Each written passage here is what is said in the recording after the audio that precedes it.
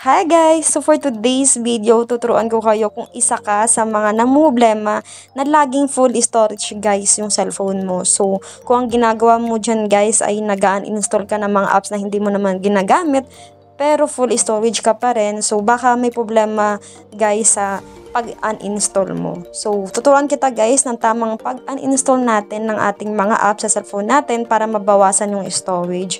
Kasi hindi yun basta-basta install lang guys, kasi minsan naiwan yung mga MB niyan or mga storage ng mga apps na yan sa cellphone natin, kaya puno pa rin siya. So, ang gagawin nyo guys, ayan, so example guys, bibigyan ko ng example. Itong beauty cam, kunwari ito guys, yung apps na gusto mong i-delete, diba guys, ginaganyan natin yan, tapos ganyan lang yung ginagawa natin, tapos pipindutin natin yung uninstall. So, sa ganyang paraan guys, hindi siya basta-basta talaga na di-delete. Kasi yung storage niya or yung MB niya nandito pa rin sa cellphone natin. So, dapat guys, hindi po ganyan. So, i-cancel lang natin. Ang gawin nyo po is pumunta kayo sa settings, tapos pumunta ka sa apps. Ayan. Pag nandiyan ka na sa apps, pindutin mo tong CO 124 apps. So, magsisilabasan yung lahat ng apps sa cellphone mo. Tapos, hanapin mo lang guys yung apps na gusto mong i-delete. Ayan.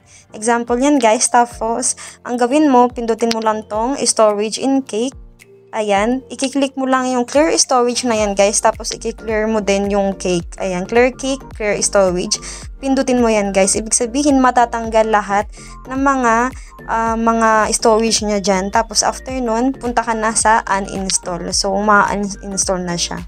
So, sa ganung paraan guys, matatanggal talaga lahat ng MB or storage dyan sa cellphone mo. Kaya, mababawasan guys yung pagiging full storage mo sa phone mo. So, ganun lang guys.